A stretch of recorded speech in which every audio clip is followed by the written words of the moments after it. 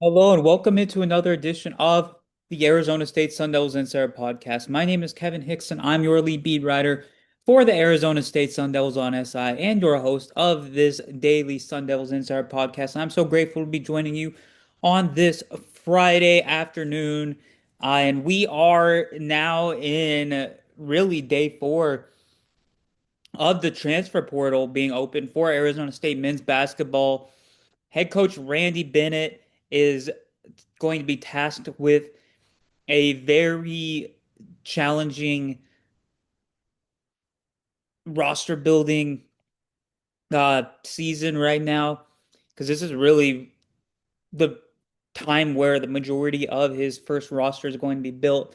And he could be dealing with the losses of Masamba Diop, Noah Mayusin, Santiago Truitt, and possibly even Anthony Pig Johnson, who is uh, seeking another year of eligibility, but he entered his name in the portal in the meantime. A lot of key players from last year's team may or may not be back. From my understanding, it's not a foregone conclusion that any of them will depart. It's just keeping their options open right now, and they're still, even if it's cracked, the door is still slightly open for each of them to make a return. Um, yeah, and I really wanted to use this time today to kind of dissect his strategy so far from everything that we've seen in terms of visits and the recent commitment that came to light today. And but yeah, let's get into it now. So the first commitment out of the transfer portal of the Randy Bennett era comes in the form of 6'8" forward Marcus Vaughns, a four-star recruit in the 2026 class. He actually committed to LSU last year, but he didn't enroll until midway through January. So he ended up redshirting this season, and now he's off to Tempe to play for Randy Bennett and his former assistant at LSU and David Patrick, who really played an instrumental role in recruiting him to Matt McMahon's team. And that's where David Patrick really comes in handy because Patrick was born in Bermuda, but he grew up in Australia. He has very, very deep ties to Australia, and there's obviously a comfort there between Patrick and Bonds. Uh, the hiring of Will Wade at LSU made it a lot easier to bring David Patrick to Tempe, and that has come to fruition. And Bonds is exactly the type of wing player that Randy Bennett actively seeks out. And that only gets further confirmed by the reported uh, visit that Arizona State will be receiving this weekend from former St. Mary's guard forward Dylan Shaw. Uh, both of the players are, both Shaw and Vaughns are very much that prototypical 3-and-D player. They bring good length to the table. They can shoot the ball consistently. They are high motor, high effort guys. They can defend 1 through 4. And those types of wings are very, very, very valuable, especially in the Big 12, where you have so many dynamic guards, especially this last season when you had Darren Peterson, you had Braden Burrius, you had PJ Haggerty. When you have guards that are that dynamic, you need defenders like a Dylan Shaw, like a Marcus Vaughns. And that tells me right off the bat that Randy Bennett is really attacking his roster building in much of the same way that he did at St. Mary's. Now, Paulius Morauskas and Mikey Lewis, the two other players from St. Mary's that could very possibly find their way to ASU, even Andrew McKeever. None of them have scheduled visits with Arizona State quite yet, but I feel like it's a safe assumption to believe that they all will at least visit ASU, if not commit to ASU. And that continues to really point to confirmation from my vantage point that Bennett is looking to bring a sizable amount of the firepower that he had at St. Mary's to Tempe for this next season. Now, let's talk about the strategy that we're seeing elsewhere. So, um, in light of Santiago Truitt entering the portal, Arizona State is set to receive a visit from Andrew Meadow, who is a three-year star at Boise State. He's a little bit of an undersized power forward at 6'7", and he's not the greatest rebounder in the world. He only averaged a little over 3 rebounds a game last season. But he would be a great fit in Randy Bennett's system if you really read between the lines and watch him play. He's a career 36% three-point shooter, including shooting 38% on respectable volume in 2025-26. He is very effective in the pick and pop game.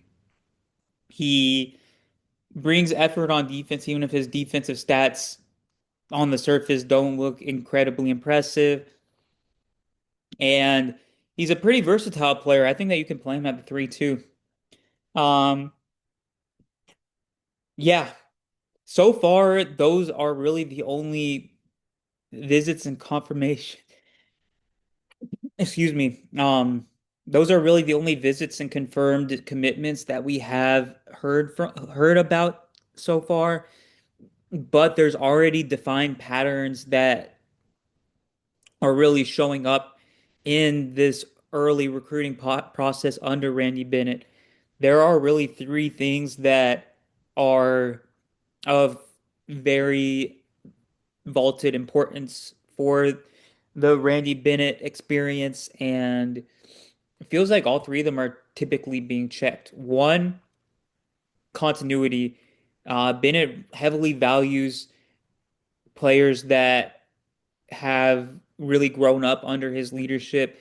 He really values that loyalty that those players have shown over the years, and he very much wants them to continue to grow, wants them to continue to grow together. So continuity is a big deal, and I think that that's displayed by the targeting of Dylan Shaw and the probable targeting of other former St. Mary's players. And number two, in this whole process, versatility is very, very important. Even if they lose Masamba Diop, even if they lose Truitt, even if they lose Mayusin, it feels as if the roster next year is going to be perhaps even deeper than last year. I mean, on paper, it never ended up taking off like it was intended to under Bobby Hurley, but the idea was there with the depth, and I have a feeling that even if you lose those three, four key players from last season's team, that Randy Bennett's going to fill the roster with players that can play multiple positions, that can adapt to different game flows, to different uh, matchups, and everything in between. And that's pretty evident with recruiting Vaughns and Dylan Shaw. Versatility, flexibility is very much being prioritized. And number three, the ability to hit the three ball.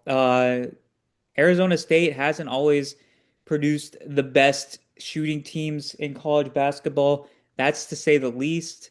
There's been some Arizona State teams in the past that have really struggled to knock down the three ball, but ultimately, if you bring on Dylan Shaw, if you bring on Meadow, if you bring on uh, Mikey Lewis from St. Mary's as well, there's a good chance that you are near the very top of the Big 12 in three-point shooting, especially in Randy Bennett's offensive system, where efficient shots are prioritized over all else.